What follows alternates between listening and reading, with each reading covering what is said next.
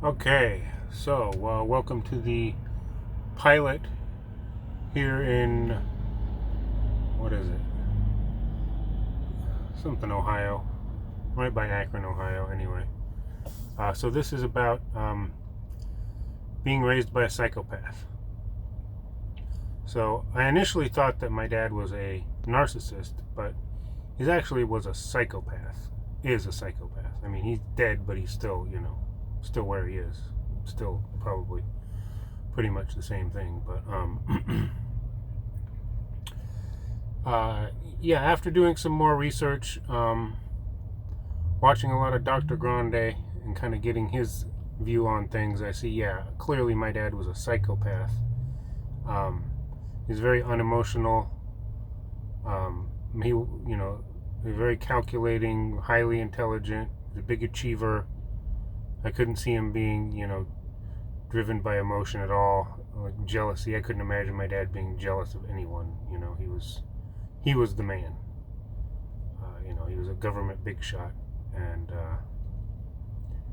yeah, it's just people like that are the ones that are driven to get those kind of positions. I mean, some regular people do too, but it seems like a lot of times, the higher up the ladder you look, the more psychopaths you're going to find.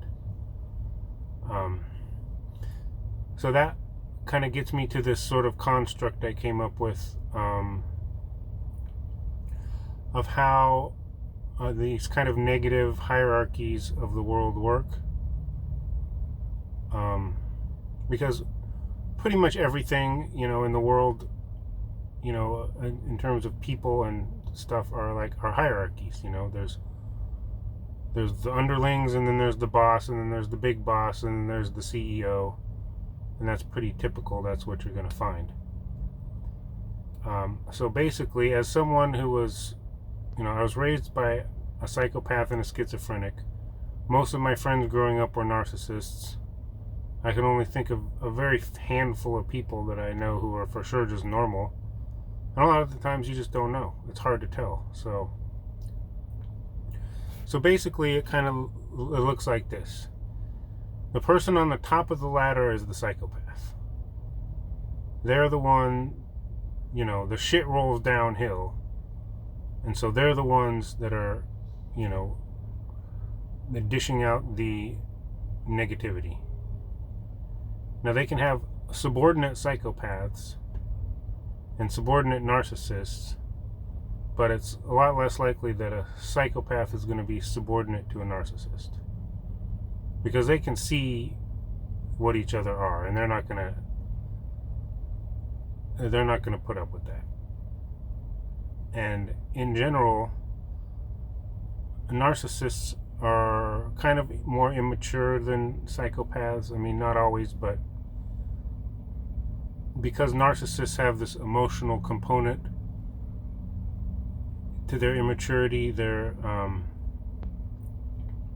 driven more by like looking cool and looking good and looking flashy and things like that. Whereas psychopaths aren't necessarily, they might kind of like that stuff too, but psychopaths are generally pretty cold and calculated at what they want, and it's not looking cool or looking flashy or things like that. It might be having a lot of wealth and power, but the looking cool and the looking flashy and the stuff like that that's just a side dish to a psychopath.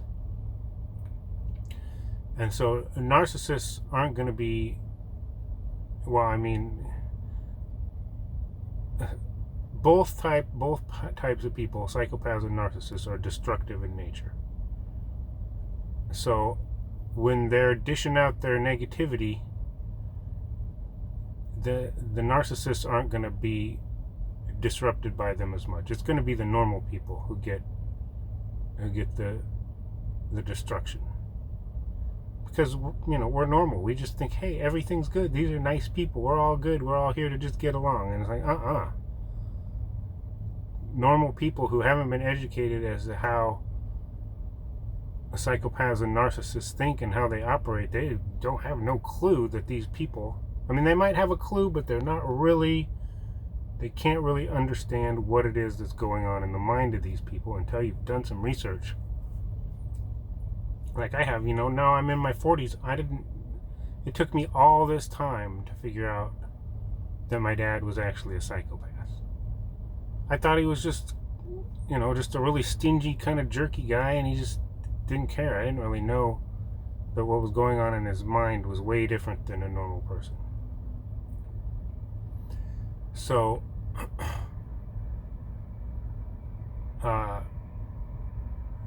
so I was raised by a psychopath. My dad, he was basically, let's call it a government agent. It doesn't really matter what agency he worked for. He was a government agent. My mom was normal. And she was just trying to be a good beta female. She just wanted to get married and have a family and take care of the household and raise some kids. But my dad just didn't see that program. He just looked at it like, he's only in it for himself. So he can't look at it like, well, I want to be there for my wife and be there for my son and have a happy family and come home every day and have dinners and family time. No, we never had any of that because he was never there. Or when he wasn't interested in family type togetherness or activities. It was just him. He would just come home and go work on his airplanes or read his books or do whatever he was doing, and we weren't part of it. And it pissed my mom off. She was always mad at him. She was always complaining about his airplanes and him being gone all the time. And she didn't really understand what was wrong with him. She just thought like what I thought. He was just kind of a selfish jerk. But if I had known back then what was going on, I would have handled things a lot differently. But again, without your parents to cue you in on what's going on, how are you going to know? Your teachers don't really teach you anything. The school doesn't care. They don't really teach you anything. They're not, the counselors and things, they don't care. They're just there to collect a paycheck and just kind of smooth things over and just push you out the door. I never met any of my teachers or counselors or anything that actually cared what was going on. Or if they did, they didn't go to any kind of lengths to do anything about anything. They probably just saw, oh, well, his family's falling apart. Pfft, who cares? Well, it made a big difference in my life. These were my teachers. These were the people who were supposed to be overseeing my education and seeing me off into the world, and none of them gave a crap. Not even my counselors. Even my high school counselor, Mr. White, he encouraged me to drop out of high school. Seriously. But anyway, that's another story. Let's go back to how my dad raised me as a psychopath, because that's kind of the thing I want to get on recording here.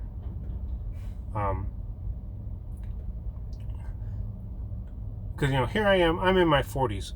I have friends who are near retirement. I know guys who have already done 20 years in the military and have a military pension and they just have to work part-time, I'm just still starting out. I have the kind of a job I could have had when I was 20 years old. But I had to spend all these years and decades just overcoming all of the crap that came from being raised by two messed up people. I mean, like I said, my mom was a normal person, but since she married a psychopath, she got turned into a schizophrenic.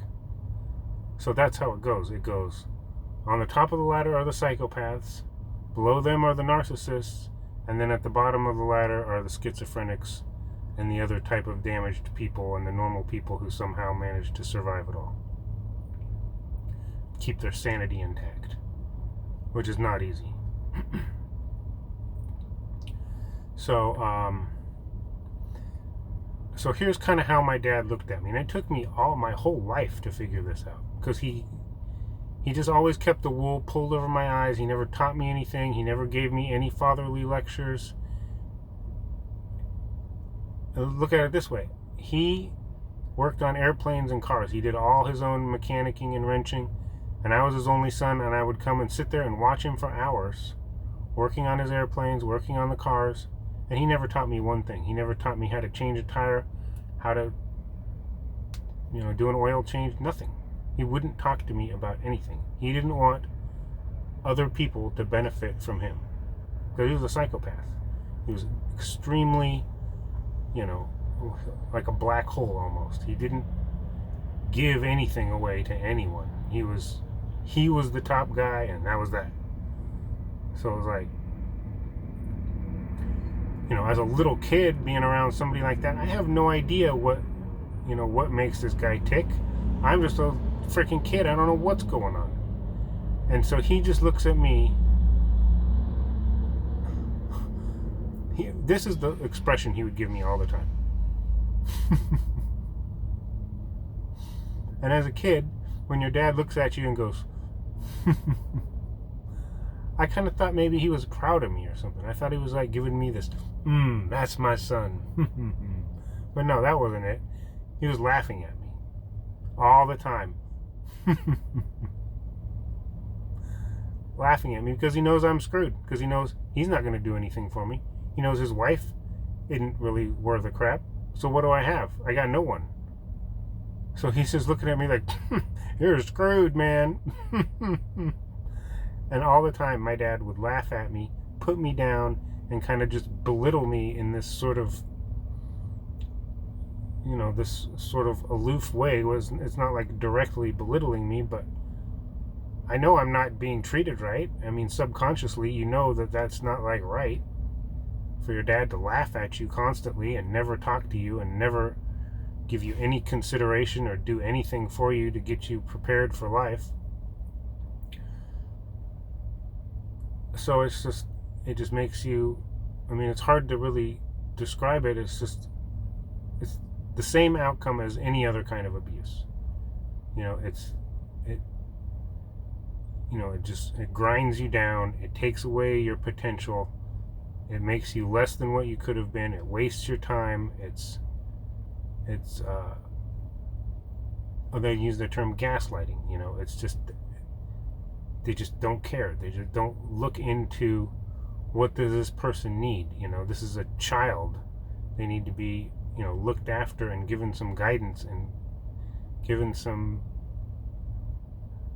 there's a lot of things you need as a kid. And basically my dad just looked at it like paying the bills. So he was super stingy.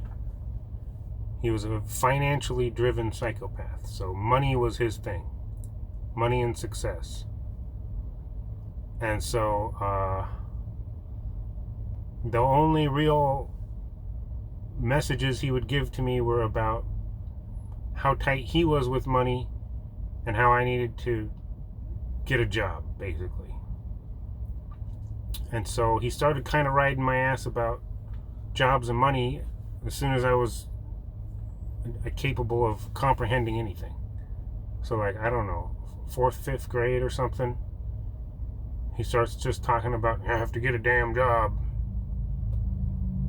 And so that, I don't know what that would do to other people, but for me, it made me fear work, because I just want to be a kid. I don't want to think about getting a job. So I'm just like, job? No, I don't want a job. And so he would always do that. One day you're going to have to get a job. And as a 10-year-old kid, no, I don't want a job. I don't want to work. And then so that is that's not helping me any. I'll get a job when it's time for me to get a job, and I'll find something that I like, and it doesn't matter. What good is it doing to ride my ass about getting a job when I'm 10 years old? Well, he thought that, he had no concept of child psychology or how to raise kids. He just thought the sooner he started inputting it into my mind that hard work was what I had in my future, the more harder I was going to work, and the more I was just going to be out there working hard. But that ain't the way it works. He could have got me started with something, but he wasn't going to do nothing for me other than just be an asshole. So, so there's that side of it, and then there's the money side of it, because like, his relationship with money was that of someone who makes $100,000 a year but is still trying to live like they're just starting out and going to be super stingy and super tight and never do anything for his family and just sock all his money away and treat his family like crap. Whereas we should have had a Mercedes out in the driveway and nice furniture and nice TVs and cable. We didn't even have cable TV growing up. I mean, that was the cool thing in the 80s. All the kids talked about the cable TV shows and Star Wars and stuff like that. I didn't know anything about any of that stuff because my dad didn't go to movies. He wouldn't take us out to movies, wouldn't buy cable, too cheap to pay $20 a month for cable TV. Even though he's making $100,000 a year in the 80s, which is like probably almost $200,000 a year now. And he just looked at TV. It was just a frivolous expense. You don't need it. I was like, families like things like that, Having cable TV would have made it so that I knew what all the in-crowd kids were talking about, Star Wars and all the cool shows and stuff, and then I would have went and been able to associate with the in-crowd, or at least known what they were talking about. I just always felt like an outsider around the in-kids because I didn't know anything about any of the cool movies or what was on cable TV. And so that translates into not associating well, especially in my early adulthood. I had just become used to being in the out crowd and not being socialized well and just not knowing what to say to people and just shying away from people, which in the long run, that's really not helping you because life is all about talking to people and getting along with people and that kind of thing. So yeah, he didn't do me any favors on anything, even worse than that. Well, what he really did was so from age 0 to 6, that's when your personality is formed, right? That's when your parents are really, of all the time they can really be there for you, which, I mean, you need them there for the whole thing, but age 0 to 6 is especially important because that's how your personality is formed. That's where you're going to get what you're going to be, what kind of a person you're going to be. And so as a single male, I'm looking to my dad as my leader, as my guide, as my role model, and he doesn't give a crap. He looks at it like the only thing he's there to do is pay the bills, and that's a lot, and he ain't doing nothing more than that, and he's going to be cheap and stingy about that even. So when it came to socializing me and helping me get out there and, as a 5-year-old kid, helping me socialize, he was never there. He just played the aloof boss. So all I ever saw from my dad was just this cold, silent, distant guy just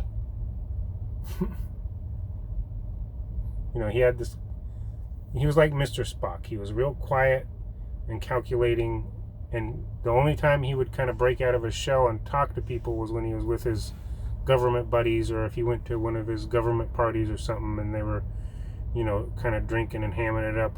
Then he'd get talking and more outgoing. But in general, what I saw around the house was just this cold, distant, aloof, Mr. Spock type guy. And so that's the personality I took on, was just this kind of cold, distant, aloof personality. And I never really understood why that was. But yeah, it's because my dad wouldn't talk to me. And I mean, that's because it's not like I don't want to talk to anybody, or I don't want to have any friends, or I don't want to have a life. It's just my dad wouldn't put anything into me at all. He didn't want, well, that's part of it, is he didn't want me to like get this feeling that like me and him were like a team and I was going to be able to count on him for anything, because I wasn't. Especially not college. He was especially did not want to pay for my college. And so he was, the whole time from age 0 to age 18, he just did not want me to go to college. He didn't talk about college. He didn't talk about my education. He didn't oversee my education in any way. He didn't care. All he cared about was me getting some crappy burger flipping job and moving out. So, then there's the kind of the neurotic side of it, where my dad has one plan, which is he doesn't care, he's just paying the basic bills, and then see you wouldn't want to be you. And then my mom's trying to be a good parent, sort of, but she's also getting screwed over by my dad too. But she at least is trying to put some good programming into me and make me focus on my education and think about going to college and think about my career. And she kind of tried to do that, but by the time I was getting into 8th, 9th, 10th grade, my dad was gone. Basically he had signed out on doing anything for the family, and my mom was starting to fall apart from multiple things. I mean, a part of it was being abandoned by my dad, and then she was a heavy smoker, so that was breaking her down physically and mentally. And yes, cigarettes break you down mentally. 30 years of smoking, is going to break your whole body down, including your brain and your mind. So yeah. So by the time I was getting into 9th, 10th grade, where I really needed to start buckling down and figuring out what I was going to do with my life, I had nobody. And so I got on the wrong path. It makes you start to get this sense of hopelessness before you've even started doing anything. It's just like all my dad wants me to do is go flip burgers, and I didn't want nothing to do with flipping burgers or working at McDonald's. In my mind, that was the worst piece of crap job possible. I didn't like fast food restaurants. I didn't like cooking. I just didn't want nothing to do with that. And plus, my dad had raised me to be, this aloof boss type character. That was my personality that he gave me. And plus, the whole time growing up, all he ever showed me, he didn't show me hard work. He expected me to go work hard and me to go figure everything out from the bottom up without any help. But all I saw him doing was going and working this sweet, cushy government job that pays great, and you don't have to work hard. And he comes home from work, he's still fully energized. He's got plenty of energy to go build airplanes and go flying and everything. I go out, I work hard all day, 12, 14-hour shifts. I'm so exhausted at the end of the day. I never saw my dad exhausted at the end of the day because he didn't work hard. He went and sat around in an office and looked at charts and graphs and wrote reports, and that was it. And so, since growing up, that's all I saw. That's what I thought I was going to get. I thought I was going to get some great, cushy job. I didn't know. As a kid, you just don't know. And he expects me to just figure it all out for myself and be on the ball at age 18, working a part-time job, saving the money for college, chipping in on the bills, have this whole plan constructed up, ready, what I'm going to do. And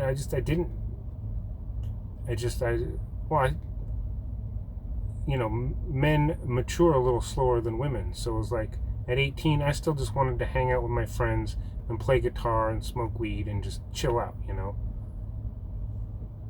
And I know that wasn't right. I know I should have been more buckled down. But how do you know? Who's there to put a foot in your ass and say, no, look, you need to get into school and you need to be doing the right thing here. You can't be goofing off, and these years are really important because this is what's going to set the course for the whole rest of your life. And even if you know that, it's really easy to just be like, it'll be all right. Everything will be fine. But in my dad's mind, no. He honestly thought, well, if this kid isn't going to buckle down and do everything for himself, then I guess he's going to end up homeless. And that's what he thought, and he didn't care. And he honestly, truly thought, he honestly just didn't care. If I ended up homeless, that was going to be what was going to put a foot in my ass and get me on the right track, was going out and living on the streets.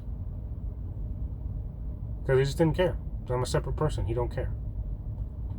So that's what I had to start out with. That was my basic starting point in life, was just my dad, who's a psychopath who doesn't care and gave me a bunch of crap programming and backwards crossed wires and drove my mom crazy, and I had to grow up in a family with arguing and fighting and psycho craziness. And I grew up in a hoarder house. I grew up in a house with shit piled to the ceilings. So not only did I have a psychopath dad and a semi-schizophrenic mom who is falling apart and thinks people are breaking in the house and stealing her stuff, I got shit piled to the ceilings. You know, how does that make you feel when you're 16 years old? You know, I can't go date girls and bring them back to the house. I don't even have a driver's license. I just gave up on dating when I turned 16 because all my friends got driver's licenses and cars, and I didn't get nothing. I had to deal with Psycho. Alright, so that's part 1 of being raised by a psychopath. Hope you enjoyed it.